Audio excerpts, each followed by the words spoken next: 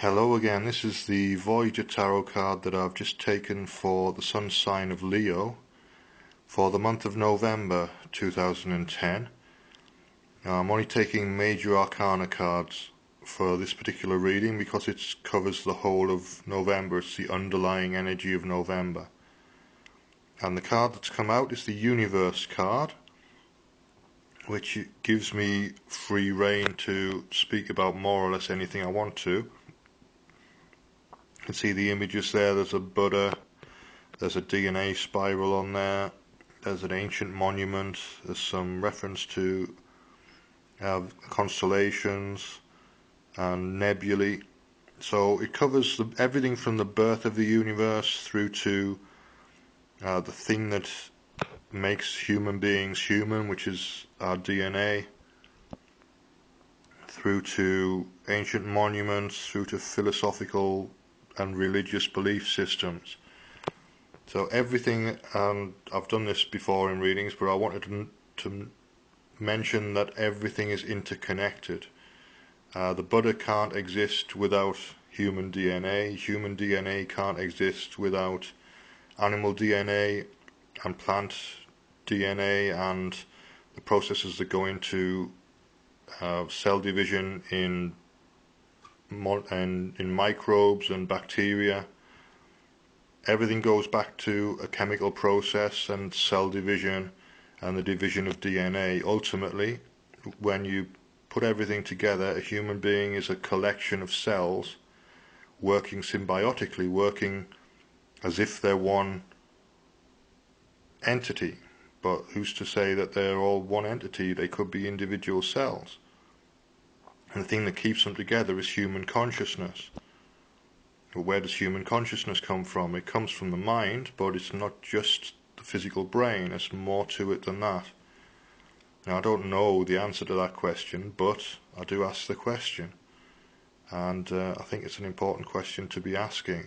And consciousness research is a big field of research. And there's discoveries coming from all sorts of different directions. And one that I'm interested in at the moment is the work of Rupert Sheldrake and his theory of morphogenic fields. So Rupert Sheldrake is a biologist, and he's developed a field theory of human consciousness. He calls it the extended mind, or a morphogenic field which exists around the physical body of an animal or a human being. Now, the theories existed in several different forms before, and Rupert's putting his biological emphasis on it because he's a biologist. And there's things that come from Buddhism, there's things that can come from esoteric traditions like the Theosophical tradition or the Hindu tradition, and you put those together, you can come up with a field theory. There's also some reference, if you go back far enough, to the occultists of the 17th and 18th century and the 19th century in the UK and in Europe, and the way that people used to practice high magic. And all of these things are interconnected and the same type of philosophical system. They give an option for things to be connected on a non-physical level. So thought processes that go on in one person can have an influence on the thought process that goes on in another person without any physical communication, without them even being in the same room. If there's a connection there, then there can be influence. And this is something that I want to look at and develop in my work. It's part of what I do with the tarot readings and mediumship and healing that I do with clients. So it's something that I'm interested in, and I would recommend any of the work of Rupert Sheldrake. You can find it on Amazon. I'll put a link underneath the video to the books that he's published and the DVDs. But it's worth taking a look at. Anyway, that's my reading for the Universe card for November for the sun sign of Leo. If you've enjoyed the reading, please subscribe to the channel and you'll be able to get notification when I post new videos.